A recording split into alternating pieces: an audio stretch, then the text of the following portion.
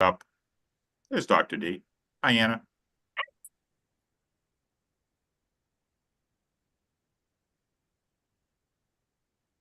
So where are you going, Jen?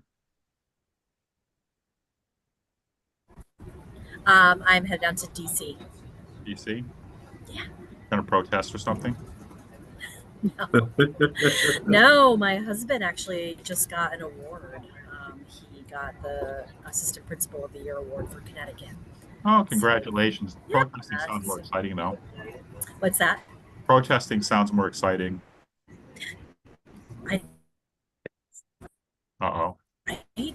That sounds cool. I guess. It's 12 o'clock now, but I'll probably give it a couple more minutes before we get started. Jessica should be coming on, and she has some of the stuff to go over because she did an early survey. That was the one we sort of charged it with the last month.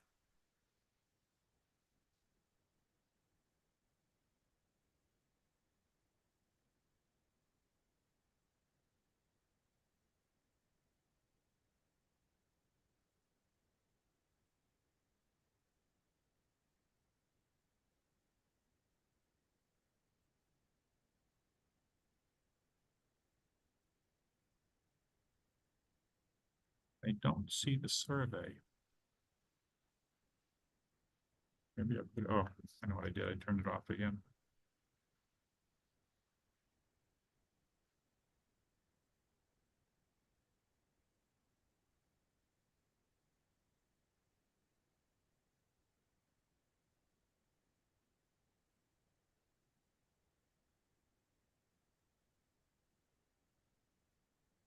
Why do I do this? Okay, I can bring it up. Peter, I can share things, correct? Yeah, you should have the ability to share. I'll make sure right now. Yeah.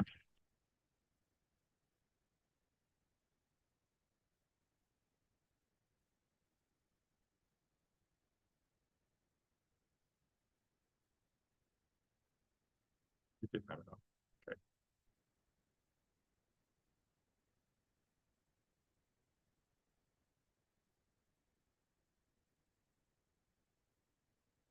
Gender right there.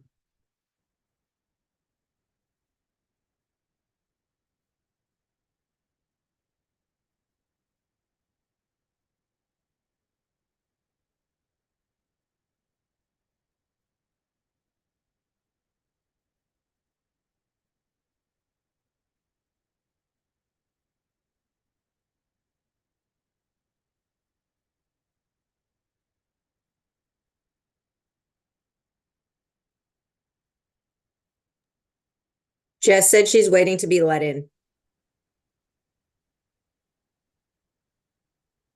That's something you do, Peter?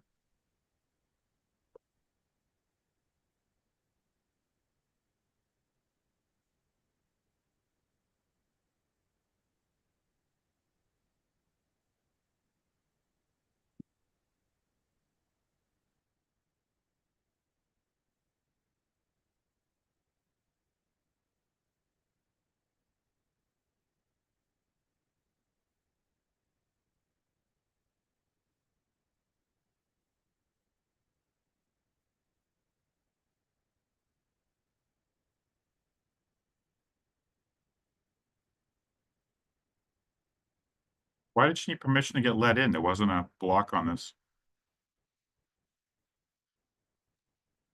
I thought we all got let in. Yeah, I think when she joined, but there she is, There they are. Ms. Andrew. I guess Hi. I'm joining from the car in between childcare and work, so I'll be video off. That's okay. We get somebody on a train right now. You can actually see the people behind her. Let's get an airplane in and then we'll be good. I think some schools are on half days too, so if people need to hop in and out, it's fine because I might be one of them. As long as it's not a helicopter right now. But welcome everybody. I thought we'd start off with a quick review of what we did last time. Hit the Hill was obviously was a few weeks ago. Jess, you sort of, I'll let you speak on that one. How'd that go? It went well. Aletti kind of ran that show, shockingly. So we had a couple UConn students. We had Rob Huggins from KSI came down, and then there was Megan Lewis from Quinnipiac. And we had about 7 or 8 of us, maybe, in total. Joe, our lobbyist, came down, was able to kind of educate definitely the students, but all of us on kind of the process of the bills and how to communicate with your legislators and different things of how we push some things forward. So it was a good day. We had some conversations, left some handouts behind for everybody's state representatives for some feedback. And I know some were able to talk to them, but a lot of them were able to leave feedback and got some emails in return from state reps asking more questions. So it was good. We like questions. We do. In addition, we had a long talk about life balance and athletic trainers and what we can do to prevent them from being burned out. The main themes ended up being the need to promote what athletic trainers are and what we do, the need for enhanced communication between ATs and athletic directors, CATA events for dealing with the burnout, and trying to find a master spreadsheet of high school staff and athletic trainers from there.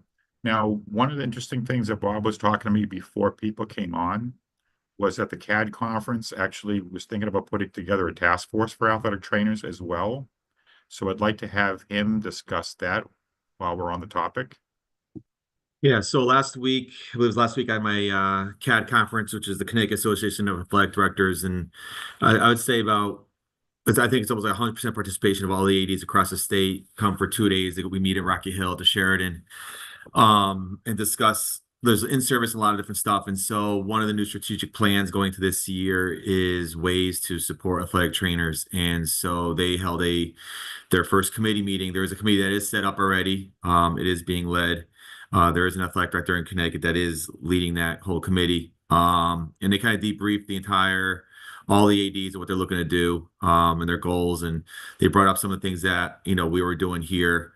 So they had some of that information, but just ways to better support athletic trainers and the challenges and what, as ADs, what we could do to support and, things moving forward. So there is gonna be more follow-up with them and meetings and things of that nature. So.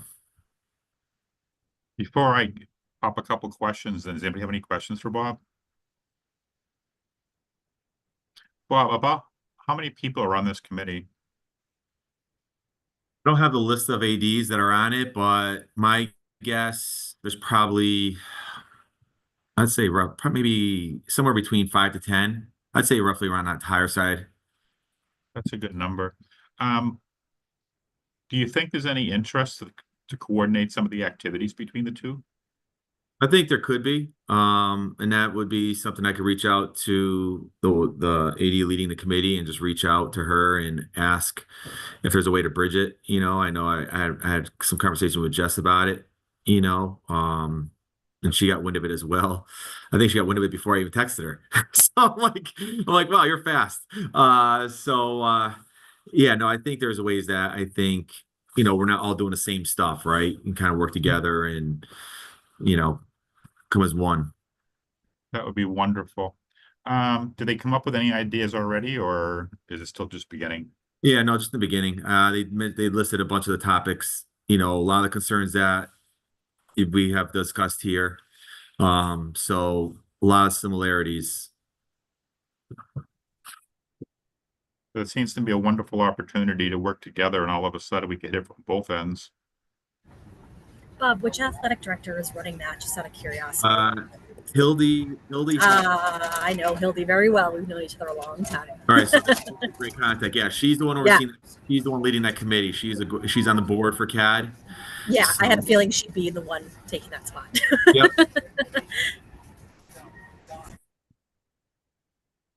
Were there any questions you think came up that they might need an answer for that we could come up with right now, or? Can I ask a quick question too? Sure, Lenny. That's great. Thank you, Bob. Is there a way that CATA or maybe someone like Jen who's familiar with the ADs, I'm saying CATA because I know the CATA has a bunch of things that they want to kind of check off and work on to get some folks involved with that committee through CAD? Yeah, I mean, I can't answer for that. I think there's definitely a possibility. Fred Balsamo is our CAD president. But we have Jen who obviously knows Hildy, and so there could be that avenue right there if she knows her extremely well, right? So you get that avenue, with that level of communication and trying to again try to bring everything together as one. That'd be really good. Any more questions for Bob? Okay, thank you, Bob. That was actually encouraging news. Yeah, it was. I just need to pause because I have games that are trying to be canceled right now. So I have ADs calling me right this second. So I gotta figure out if I'm on or off for games today. Okay. Jess, the next part of the agenda is the survey. I know you put one together. Do you want to discuss it? I think I have the ability to put it up on the screen if you want me to. Sure, you can. I should have probably put it up and offered before I offered to put it up there, but oh, there it is. Do you see it now? Yes. So I'll let you go take on from here. Sure. I don't know if maybe I should share the screen or maybe you do just so they could see it in entirety. Or you can hit next. Nothing's required, so you can hit next if you want on that. Okay. So we had talked about last task force meeting putting together a survey for athletic trainers across Connecticut to kind of target some of the things we were talking about and make it more Connecticut specific. We know that NATA has sent out like the secondary school white pages and survey, but there was the idea to make it Connecticut specific. So I kind of tried to break it down between the demographics and then a couple of the areas we discussed more between the perceived value and clinical decision making, and then work environment, and then the financial piece. So this one's the demographic, just asking the athletic trainer, the setting that they're in, the school or employer, years of experience, graduating program to let us know if they're Connecticut grads or outside of Connecticut. And then I added in how likely they are to stay practicing in Connecticut, in the traditional setting, how likely they are to leave the traditional setting, and then how likely are they to stay in the profession of athletic training. And then if you hit next. Jess, can I make a suggestion? Sure. Maybe add a line as like, what is your home state? Because we might find that the people that are coming from the state are more likely to stay. We sort of hope that. Yeah. And it might be good information to know. Yeah. I then did like perceived value and clinical support. I added in the team physician signing the standing orders from Dr. Arliss Mayer and CSMS's request. Because of what we have talked about, definitely at the secondary school level, where it's not always consistent, where the school is and then who's signing the standing orders and who's, what district is allowing for it. So adding in the team physician signing the standing orders, and that they have a yearly review. They're able to with the standing orders and consistent communication, and then more things just around the skill set and the ability to do their, job in its entirety. So that they're able to choose the physician that's appropriate, able to operate in the full extent of their scope of practice and standing orders within their work environment. Their skill set and education are valued by their employer school community, supported by the administrator and supervisor to make clinical decisions, full support of coaching staff, administration, workforce, etc., just to speak across settings, to make clinical decisions, hold proper education sessions, because that's one of the things at the state level we're supposed to do, and with emergency action plans, that those are being able to develop and implement and practice as well, across, and that they have the support and they're able to do so, and then leaving space for people to give feedbacks on each section, across any barriers that you know, they might be facing that we're not seeing. And then for Jess, work, could it yep. I was going to say, could it make sense to add a does not apply to some of these just for people in an emerging setting? There might be some nuances. Yeah. Yeah, I had added in like the some of the language with, you know, workforce supervisor trying to Yeah. hit different stuff, but the emergency action plan's correct to hit the does not apply. They're also it's not also required for every question to answer every question. So in the Oh, great. explanation when we send it out was to answer what's applicable to you. Great. And yours, because even going from secondary school to collegiate to different things, like different things are going to apply or not be applicable. So I tried to speak to the masses, but then say it's not required to answer kind of thing. And then we just went into work environment, and that's where the support and the communication and things that we've talked about goes into that they can talk about. They're able to maintain work-life balance, given the adequate notice for schedule changes and support to figure out possible conflicts, given access to work-life balance solutions such as PTO encouragement or per diem coverage banks or other resources available. That they have a positive work environment in regards to communication with whether it's an athletic director, administrator, or supervisor. Positive work environment in regards to communication with other healthcare professionals within their care communities if they have one. So a nurse, counselor, district physician, and other stakeholders like coaching staff, referees. And then again, are there any other barriers that you face or feedback on these questions regarding your work environment? Just kind of leaving it open for them to place in anything that they need. Any questions on that page?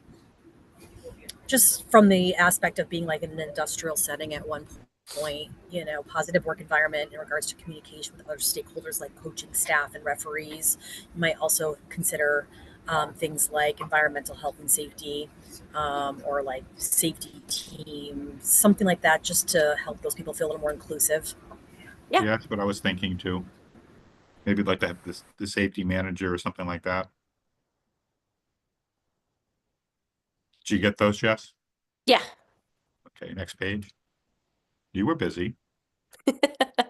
And then I touched on what we could with financial barriers, so acquired student loan debt and seeing what categories they're in, and seeking if their employers pay for things like licensure fees, NATA fees, continuing education costs, conferences for athletic trainers, providing in-house continuing education, and that kind of thing, so we can at least touch on a little bit of the financial strain. Something you might want to add in. I would put CATA/CATA, so you give yourself a plug. Yeah, I could. I just had individuals from the district in my head of saying it's one entity and I'm not allowed to separate. Yes, you can. You might also want to add a comment about like, what is your average yearly salary? Because it's going to be, That was my question for you guys, is if we wanted to. I knew that the reason for the survey was more about what we could do about the question came up about the work environment, but then I dug a little bit deeper with some of the questioning. So I wanted to hit on the student debt, but I didn't know if we felt it would be appropriate here to add in salary ranges. I think it would be, I mean, this is going to be anonymous, correct? We could make it that way, yes. Yeah, so I would make it anonymous. You can always give a spot in the end that if you want to make a public comment, you can do so, but I think one of the big things isn't necessarily just the debt, it's the debt to student, the income ratio. Yes. When I The was doing problem some, with making it totally anonymous is the thing. Is I don't know if we can totally make it anonymous. We cannot ask for names.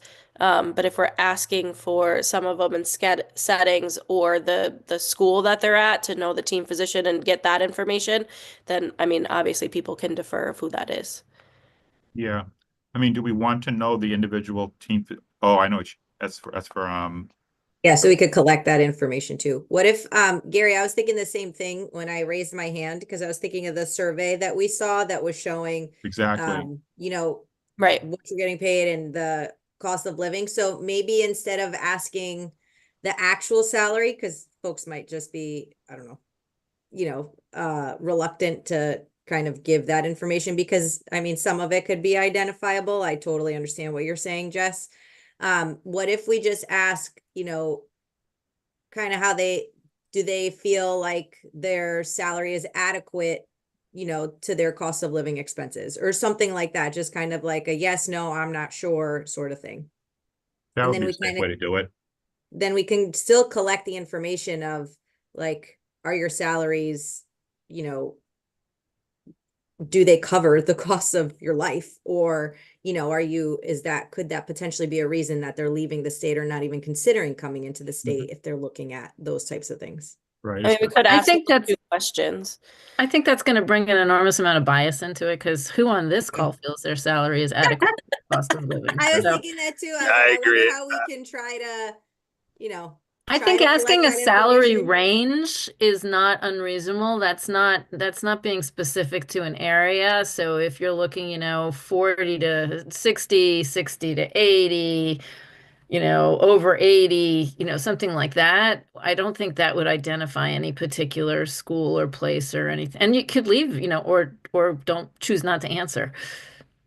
Right, that's a I was possibility. going to say that you can always just put I'd rather not disclose opportunity. And then them, we could add the next question to what Eleni just said, as is your current salary something that would make you want to leave your position Or profession. or profession? I would ask. So I could do it that way. Yeah, I mean, if we're asking salary, I understand they're gonna be kind of uncomfortable, but if we're asking how much they owe in debt too, I think that's gonna have an equal impact on But I them. think that's like the whole conversation, if I'm not mistaken. Yeah, If we're yeah. looking at compensation, we should ask about compensation. I think that's I very agree. important. I totally Give the agree. I range. was I only think- saying because of, some people are hired through districts, some people are hired through different entities, and would they feel comfortable blowing out the proportion of their entity that they're hired by? Hey, Feel comfortable I to- I agree. I don't think it's not something that is perfect practice, but I think where we're at, that's the goal, is to raise compensation and the give and take in our profession. And I think we should figure out what we're given. I think you could do the range and maybe just copy this range or a similar range. I mean, I hope it's nobody's Do like a overturning it unless they're $7,000 range. Yeah, I'll do that. And then ask the second. Yeah, I'll do that. I'll do a range and then ask the second question of, does your current salary provide whether adequate support for living expenses. there you go. Thank you, my language expert. You're welcome. Yes, I'm not an expert in doc forms, but is it possible to embed a link to another survey within the first survey?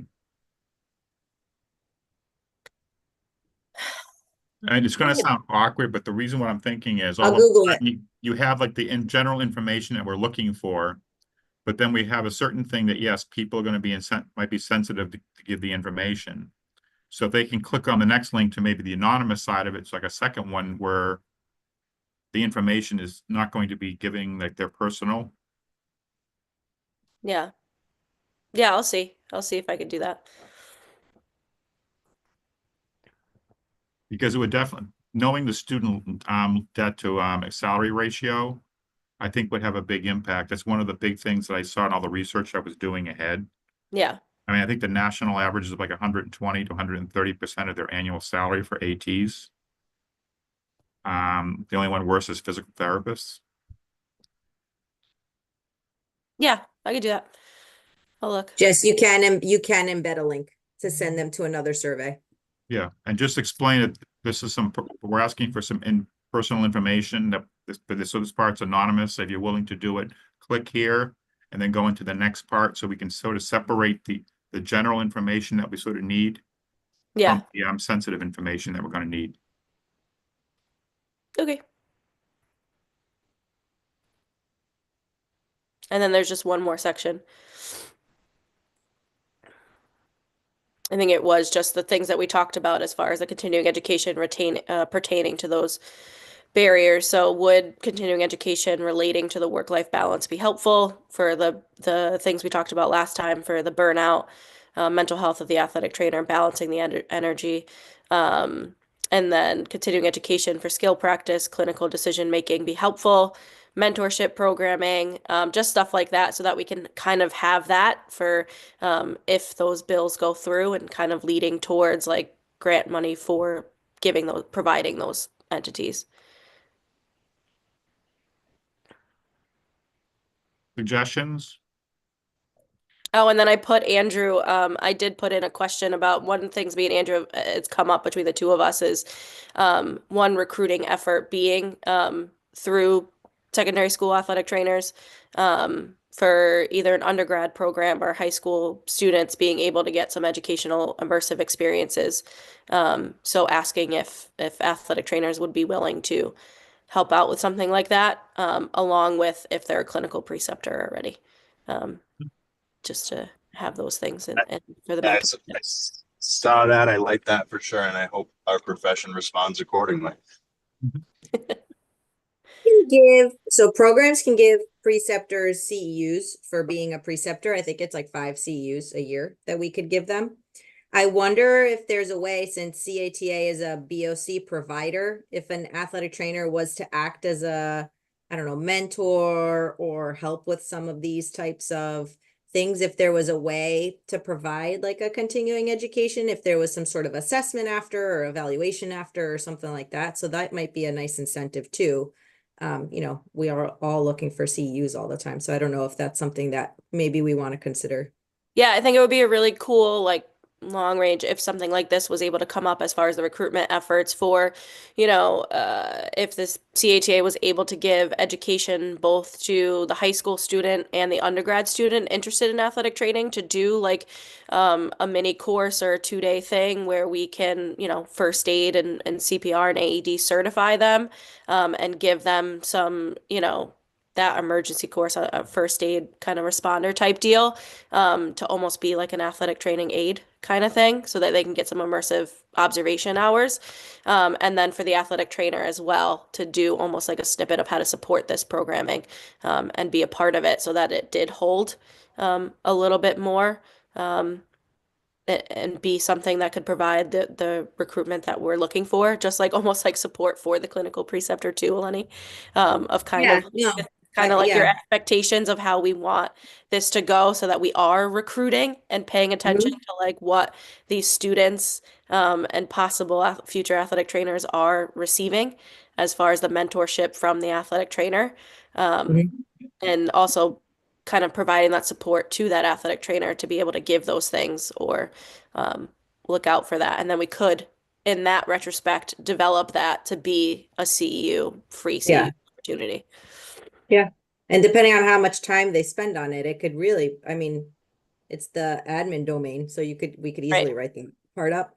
And I mean, depending on how many hours they spend on it, it could even be more than one CEU. You know what I mean? Right. So I think that could be a really good incentive. I think it could help the programs too, because it's just another avenue that the clinical preceptors can go through as well to kind of almost make sure we're all on the same page with the experience that we're giving from the high school student and the undergrad student interested, but also, our future athletic trainers and how we want to support that and kind of just make it a next level owner. I feel like when you make it a next level thing like that, there's a little bit more ownership over what we're delivering kind of thing. And follow through on that. And then, for them, then they could get the continuing education credits from it.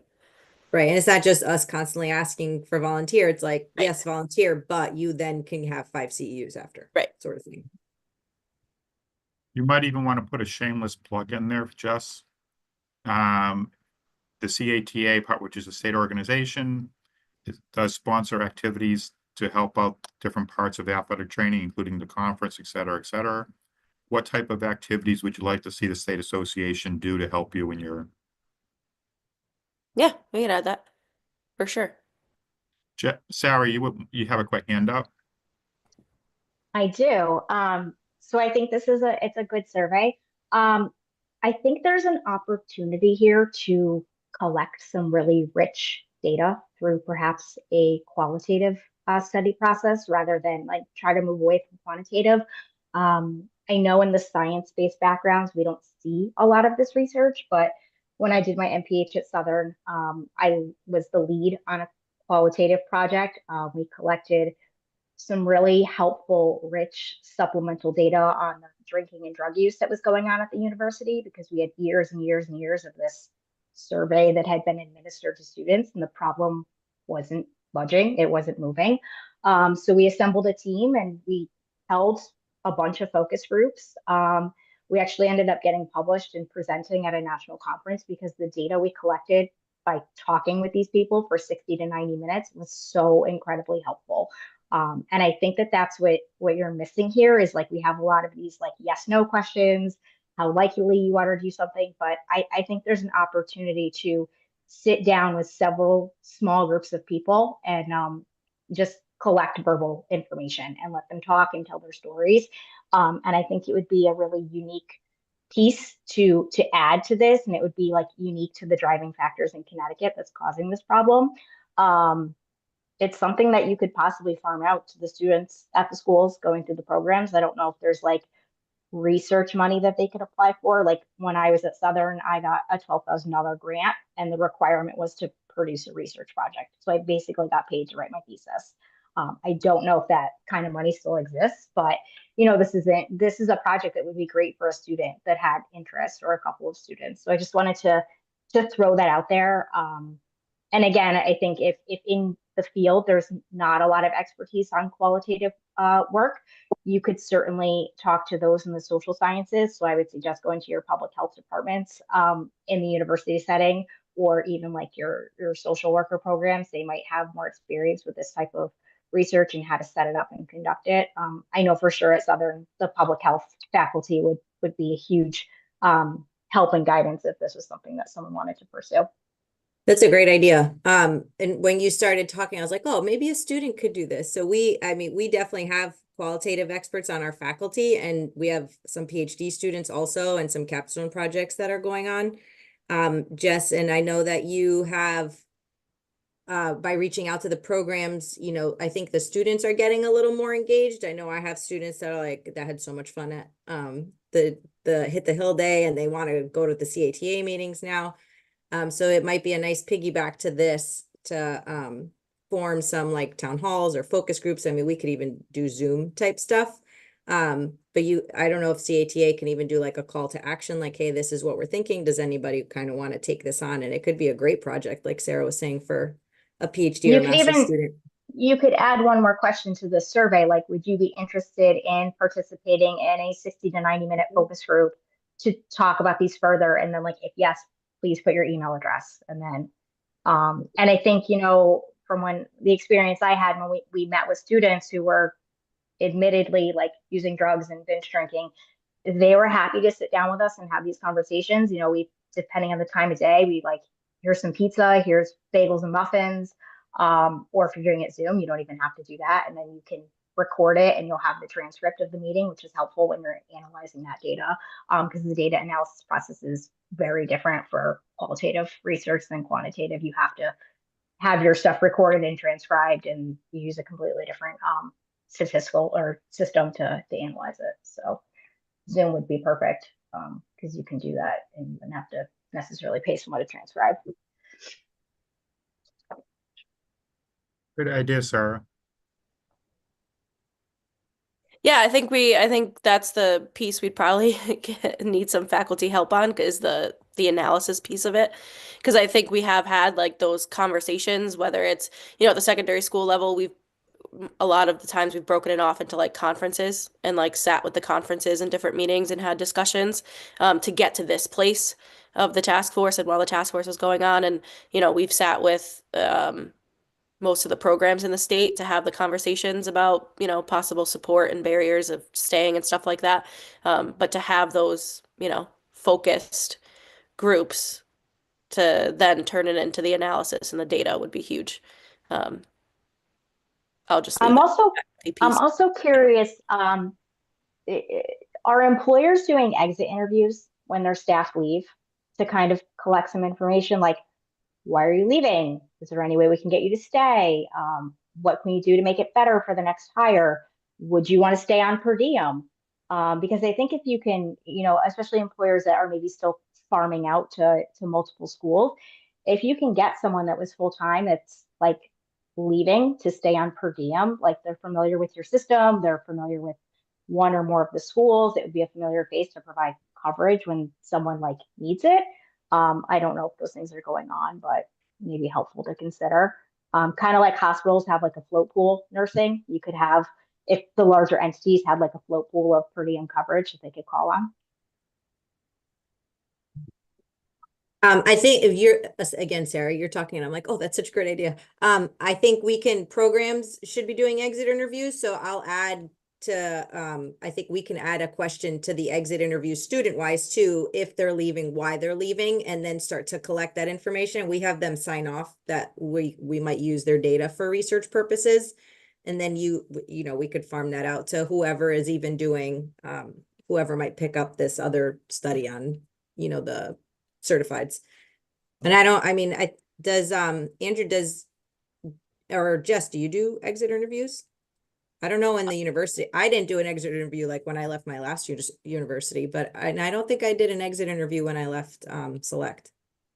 We offered them. I always offered them in my position. I'd love to speak with you and chat about your position, and and I also like to figure out where they're going next and what the why is, because that's important to me is hiring the next person too. So always was something that was offered. I mean, there are individuals that did not take up that offer, but it was offered. You didn't have to interview you, Lenny. We already knew the reason.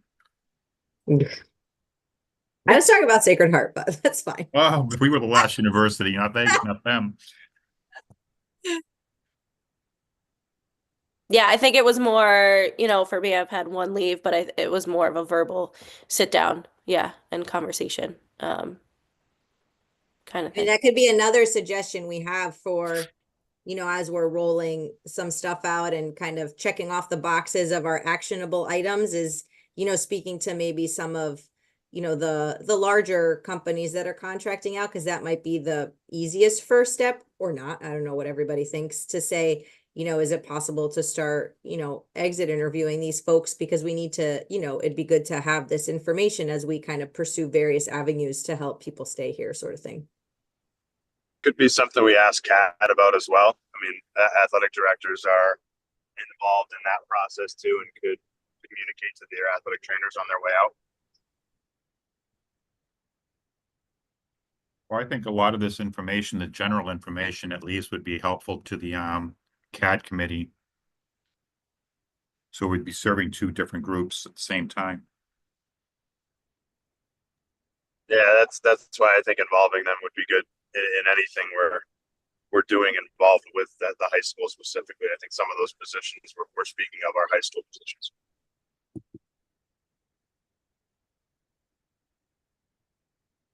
Anything else? I guess the answer is no. So Jess, you got all the different things to throw at you? Got it. I had no doubt. The next section is the legislative bills. Lenny, I'll let you start. And you didn't tell me I was going to be talking. I'm just kidding. So we have SB 1450, where it's a larger carrier bill for for healthcare workforce in Connecticut, and it has a number of health professions on there. It does include a section on athletic trainers and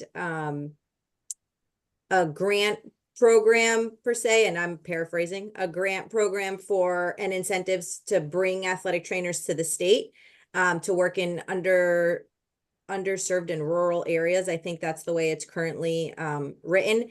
There are sections of the bill pertaining to loan forgiveness and pertaining to other incentives that in this task force we had developed and asked for in our initial report and in our initial draft of a bill. So what we did is we redlined the bill. We sent in some more suggestions just to make sure, or to try to include athletic trainers in the other sections. So we're just we launched a campaign.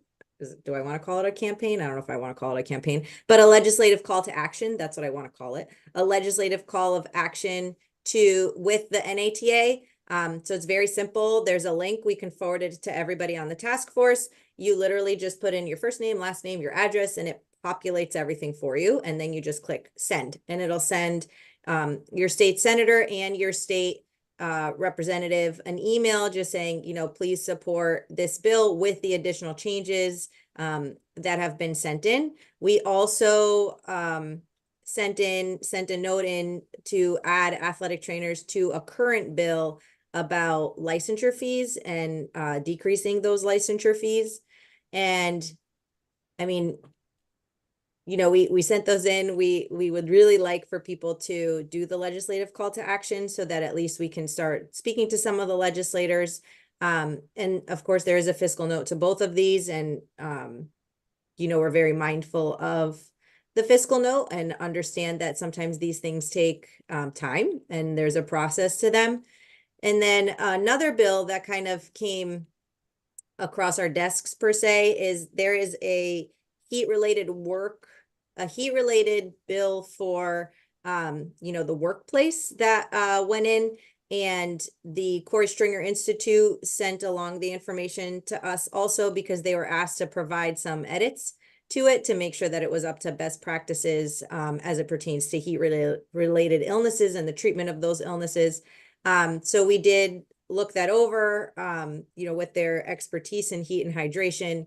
And we did include that in our kind of asks for the legislative call to action to support that bill with additional changes and updates. Good. Did you hear anything from Nicole regarding them? Peter was actually nice to give me some information. Peter, do you mind if I like say what we talked about?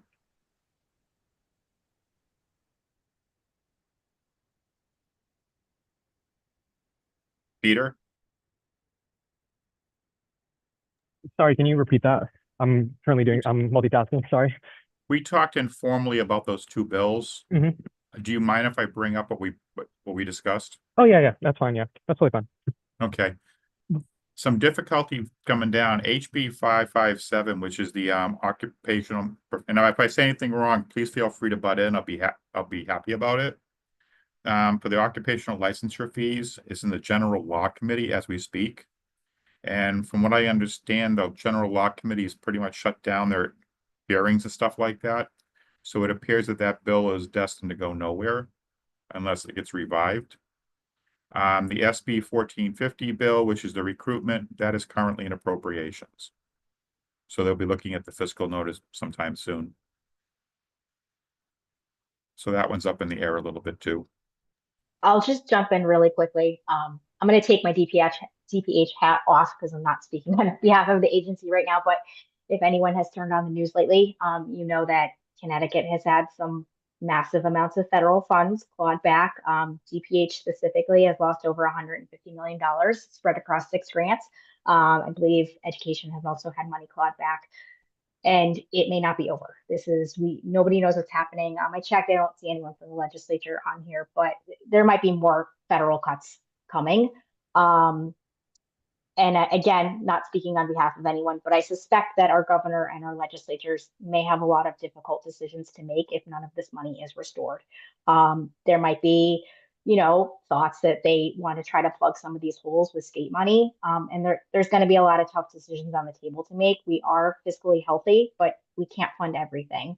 So I'll just, you know, caution everyone here, hopes should not be raised because we don't know what's going to happen. There's a lot to consider. You know, I've heard that money that we get from FEMA is now targeted to be clawed back. So like, you know, those are the people that helped with all the flooding that we just had, and that money might be gone.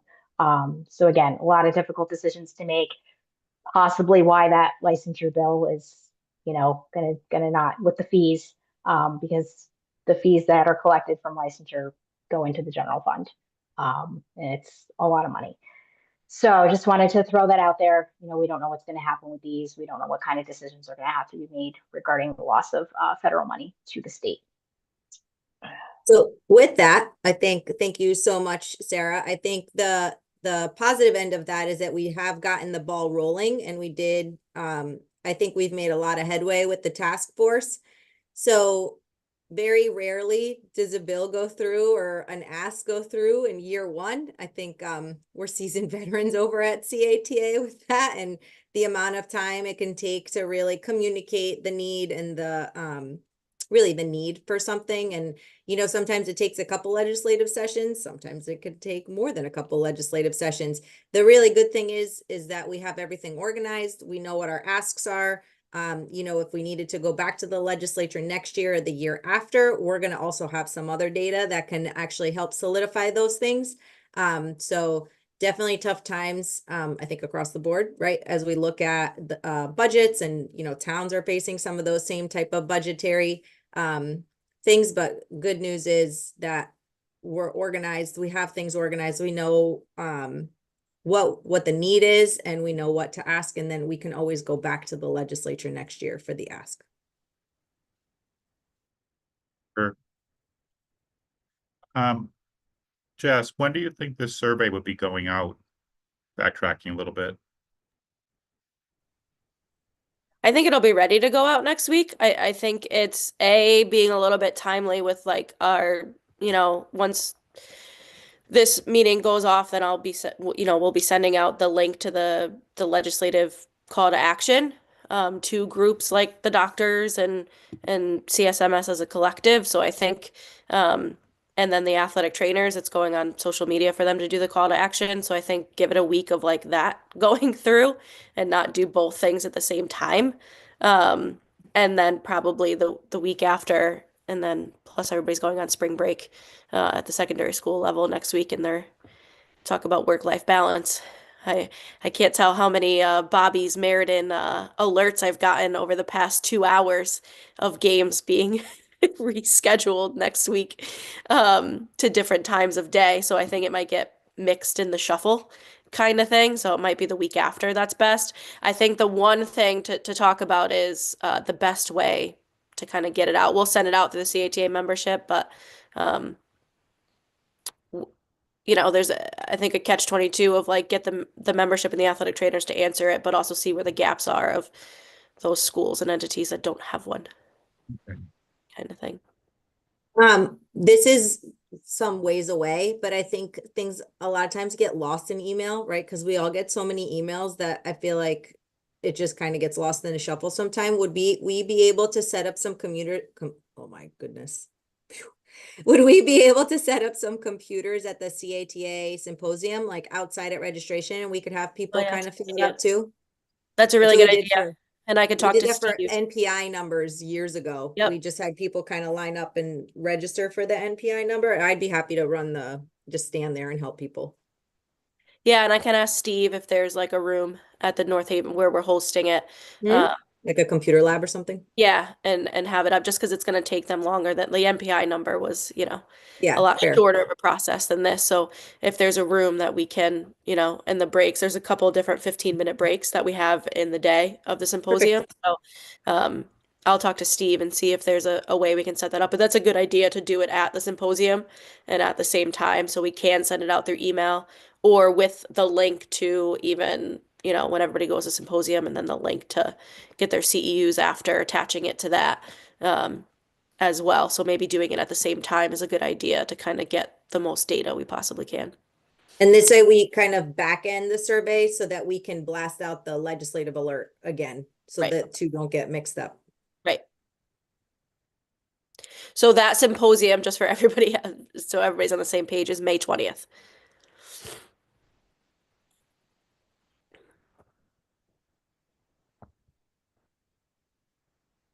And it might be a good time too, just because we do see athletic trainers, that's the time where they're announcing whether they are going back to the place that they're going back to in the fall.